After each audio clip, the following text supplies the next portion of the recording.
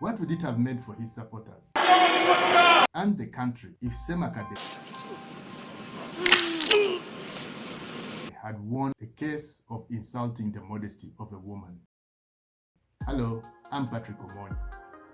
In our last video, we castigated SEMAKADE for fleeing into exile rather than confronting the charges he's being accused of. Whereas the private lawyers who dragged SEMAKADE to court have since withdrawn the case. This is only but a temporary relief, as that charge can still be brought back by anyone, including the Director of Public Prosecution herself.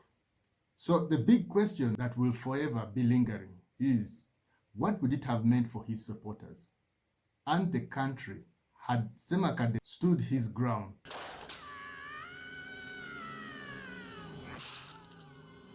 and rightly won the case he is being accused of? This win is guaranteed, especially if conducted in the manner that we shall be discussing in this video. Now, in our last video, if you haven't seen it, go check it out. We castigated SEMAKADE for fleeing into exile rather than staying and facing those charges head on. Because let's be blunt, it is precisely this easy, soft, spineless approach to litigation that has emboldened the tyrants in the Ugandan judiciary. It's what gives them the perceived license to abuse judicial authority at will, crushing any voice that dares to call them out. You may end up in New Zealand. Remember the Stella Nyanzi case? The pattern is clear. And had SEMAKADE, who was interestingly the lawyer representing her in that matter, dealt with it using the strategies that we are going to be revealing in this video, the current case against him would have never surfaced at all. So as promised, today we dive deep. I'm going to lay out the most effective legal approach which was available for SEMAKADE, a legal blueprint aimed at not only beating the case but changing the law itself. Legal disclaimer: this is not legal advice. It is purely for educational and entertainment purpose. So going back to the video, through our research, we found 3 strong legal points which SEMAKADE could have utilized with proper argument to secure a powerful win that would not only send shockwave in the Ugandan judiciary, but it would radically transform society and set a new positive precedent on how we view and interact with our public officers. So these 3 legal arguments are framed as follows. 1. Whether the words uttered by SEMAKADE are constitutionally protected when directed towards public officers. 2. Whether a female public officer, being an artificial person, can claim victimhood to a crime of insulting the modesty of a woman like a natural person would. And 3. Whether or not the crime insulting the modesty of a woman is vague. So I'm going to briefly expand on each of these framed arguments, starting from the top. Whether the words uttered by SEMAKADE are constitutionally protected when directed towards public officers. Now, globally, it has since been established that criticism of public officers should be encouraged, not discouraged. In Ligens v. Australia 1986, the European Court of Human Rights ruled that politicians must tolerate greater criticism because they hold power over the public. In Handyside v. UK 1976, the European Court held that freedom of expression applies not only to speech that is favorably received, but also to ideas that offend, shock, or disturb. It went further to state that if only polite speech is allowed, there is no real freedom. Now, Uganda being a member of the Commonwealth, the cited precedent is almost binding onto the Ugandan courts and would certainly work magic to the argument.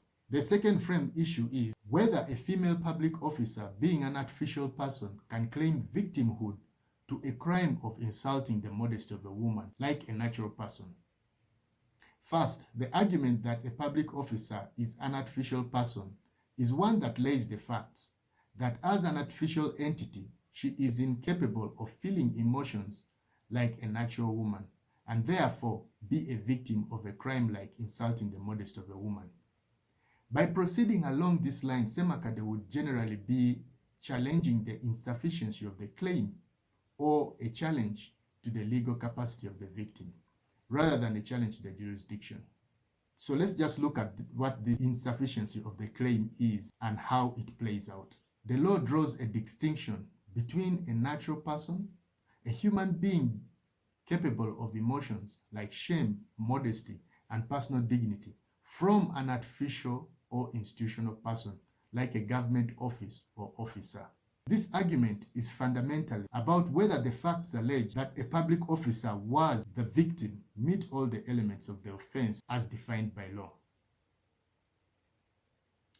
So, looking at the offense, the crime of insulting the modesty of a woman requires the victim to be a woman, and by extension, a natural person capable of possessing modesty and being insulted, which is an emotional injury. So this argument would be that by claiming the victim is an artificial entity, generally incapable of having modesty or emotion, SEMAKADE's argument would assert that a key element of the crime, the nature of the victim, is missing or legally impossible to determine. So in conclusion, the challenge attacks at the core the legal sufficiency of the charging document, as it would demonstrate that the offense which the defendant is being held criminally liable for fails the test of the statutory definition of the victim. Therefore, insulting the modesty of a woman, as coded under Section 115, subsection 3 of the Penal Code Act, this crime is inherently aimed at protecting the emotional well-being and honor of a woman who must be a natural person. Justice Jane Francis Abodo is not just a woman. She is the Director of Public Prosecution, a constitutional office created by law. The officer, the person, is designed to act without emotion, with impartiality, and in public interest. So the key question becomes, when SEMAKADE called her a dimwit, a vagina from Karamoja, was he attacking her as a woman? Or was he criticizing the DPP as an institution of state power? This is another powerful argument that can win the case, as the courts are most likely going to find that by virtue of being a custodian of the office of the DPP, she is indeed an artificial person. And finally, the third legal argument is whether or not the crime insulting the modesty of a woman is vague. This third ground is premised on the argument that Section 115, subsection 3 of the Penal Code Act is unconstitutional for being vague. The Constitutional Court would certainly agree with that proposition and find that the word modesty of a woman in statute to be unconstitutional for being vague, overly broad, and ambiguous, which would dangerously give law enforcement too much discretion to arbitrarily punish individuals, especially critics of government, for exercising their right to freedom of expression. If Mr. SEMAKADE had these strategies in mind, he would have had the courage to stand and fight, and not have been overly consumed with fear that caused him to escape into exile. As far as the tyrants in the judiciary are concerned, to them it is a win. It is victory. They publicly humiliated him. I think only a fool, and I really mean it, called him a fool in public, in his face and before everyone, and managed to scare him out of his own country with a simple case of insulting the modesty of a woman, whose maximum sentence is only 1 year in prison. Malema Birizi served more than that. He served 18 months in prison. Is he not around? Going about his business, suing government, suing Honorable Norbert Mao, suing Honorable Anita Mong, the Speaker of Parliament. I wrote a letter pursuant to the choosal rules, seeking for the choose of all of you. The list goes on. SEMAKADE should seriously consider coming back and face the heat like everyone else who has dared to stand up against tyranny. But above all, he should think about the raised hope he has put in his supporters, who walked with him to the presidency. He should not dash their hopes. He should think about fighting. Tell me in the comments what you think about the strategies that I've just presented. Subscribe and hit the like button. See you in the next video.